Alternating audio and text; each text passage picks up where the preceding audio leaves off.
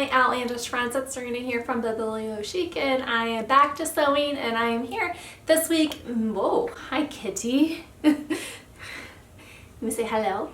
Hello.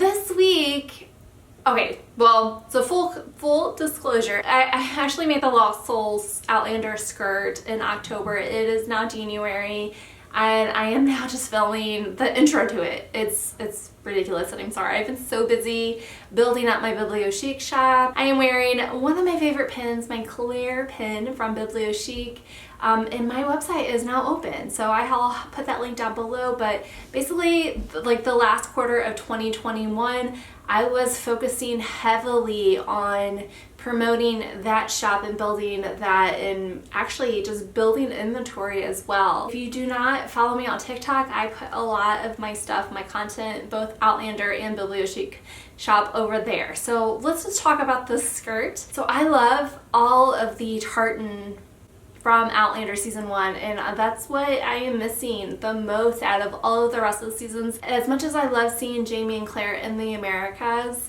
I miss just tartan, because I guess I've always loved plaid. But if you have seen my Outlander bounding planning video, then you know that I have gotten my hands on a couple of the replica tartans from season 1. Lost Souls is what we're talking about today, but as well as Mista Stones. I love Claire's skirts, and I love how full they are on the show. If I were to replicate that exact skirt, I would need at least 68 yards of the fabric just for the skirt itself. This fabric was about $45 a yard, so I could not justify, especially with me being a small business owner, I could not justify spending that much on a costume that I would not wear day to day. So I thought, I'll order 4 yards, and then I could just make it smaller so I can wear it as an everyday skirt. And since making that skirt back in October, I have worn it at least once a week, and I love it, especially now that it's wintertime in St. Louis, Missouri, and it's actually snowed today. I love it. I feel so warm. It's awesome. Oh, I forgot to tell you.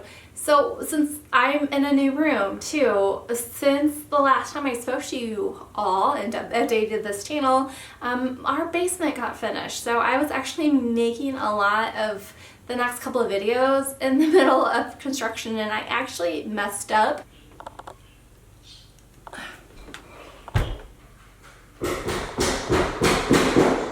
This skirt because my drywallers were downstairs and they were making so much noise and I couldn't think straight, and I really wanted to make this skirt, especially because I was going to wear it on Halloween, and I miscut a couple of things, but that's alright. So I first started the skirt, I measured what I wanted the length to be, and so I measured that out, figured that out, and I figured I could probably get away with cutting just 3 panels. So I cut the length of the skirt, and then I made 3 of them, and luckily I had, I think, enough yardage left over, about a half of a yard, that I could possibly make Brianna's jacket that she wears in season 4 when she goes and meets her Da, and maybe I really want to make Professor McGonagall's from Harry Potter's witch tartan hat. So I don't know when I'm going to be able to get to that, but I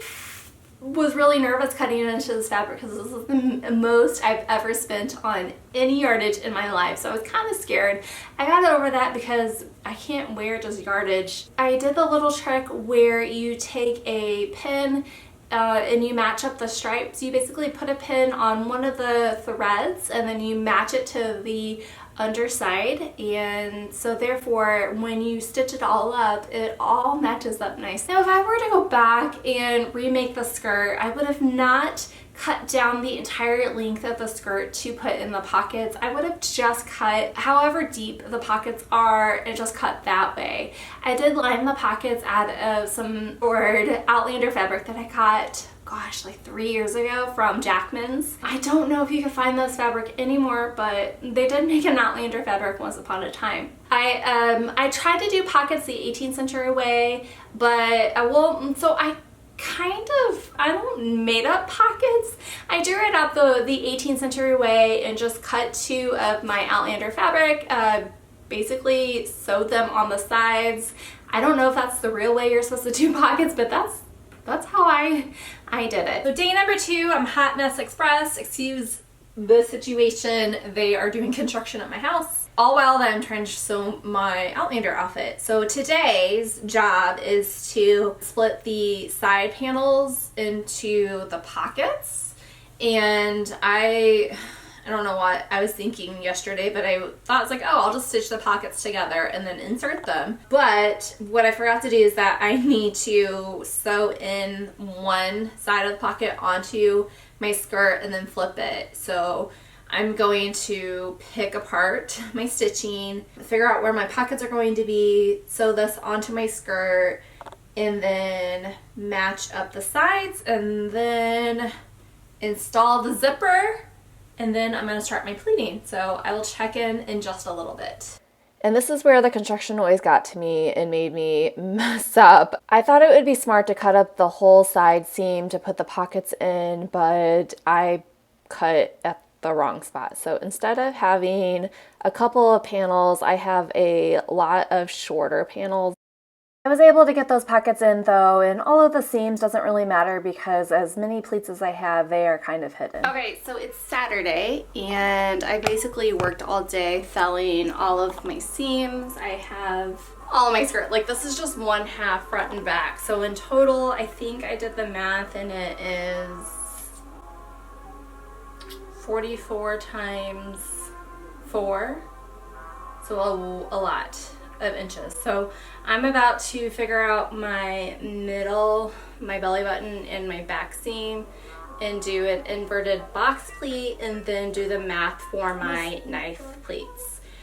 Claire's skirt and Brianna's skirt, they have like the knife pleats from the outer corners of your hips going in with an inverted box pleat, and then in the back I believe it is the same, but I have to look at screenshots again, but I think it's knife pleats again go into the back with the inverted box pleat. But we're gonna see if I can do the math because math is not my strong suit. And really, you don't have to be a mathematician to do pleat math. It's just basic algebra, and I don't know if I could really explain to you guys what pleat math I did. I did follow Snappy Dragon's pleat math tutorial. I will link her video down in the description, but I would definitely view her video to figure out your pleat math for your skirt. Basically, what you want to figure out is the width of your pleats, the circumference of your waist. And so once you have those, you can plug in those known things, and it will basically pop out your pleat depth, as well as how many pleats you would have in that yardage. Just played with pleat depths. You were about to hear a lot of crashing noise from this little booger. I was not ignoring him. I seriously thought he was crashing his cars until I went down there to check on him later on. Turns out he brought his scooter down there and proceeded to crash against the newly laid drywall down in the basement, causing big ol' holes. Luckily, my contractor was able to upgrade us to a 4-inch baseboard to cover it. And so here is like traditional, like 1/2 pleats, and then here are 1-inch pleats. I like that this is a little deeper and it lays the skirt out a little better. It's heavy. I think I'm going to go with 1-inch instead of 1/2 inch. They just drape better. So I did the non-historical way of putting an invisible zipper in this bad boy because I just feel like zippers are easier for me than me trying to sew in a placket. I did find this brushed bronze button that I love, and in total I cut out 4 belt loops. If I were to make the skirt again, I would definitely make that 5th one right in the back, because I do have, when I wear this often, and I often do have to wear it with a belt because I made the waist a wee bit too big. I have to cinch it in, so a lot of times the belt will come up over my booty and over the waistband when I'm walking. I've been wearing it for a long time, but if I'm wearing a longer jacket over it, it's not a big deal. for the waistband, I measured my waist circumference and I added 2 inches on it and just sewed it up. Now it is time to get this bad boy hemmed up. So I dug and got more of that Outlander fabric.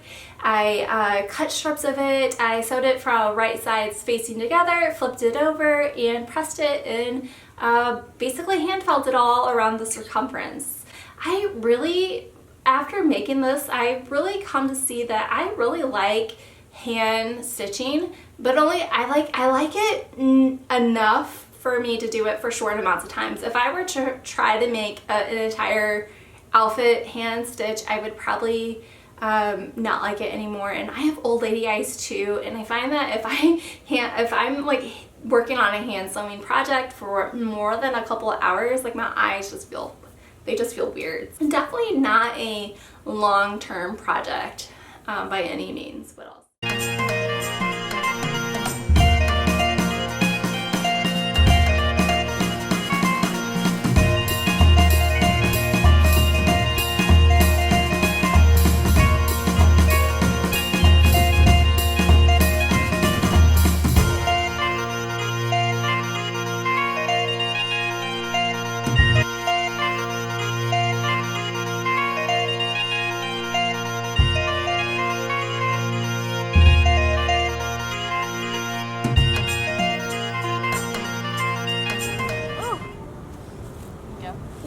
Spot.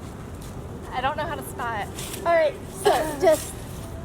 so find the main point to focus, probably the camera, and then keep your head on that, and then just quickly move it. So it's I can't spot.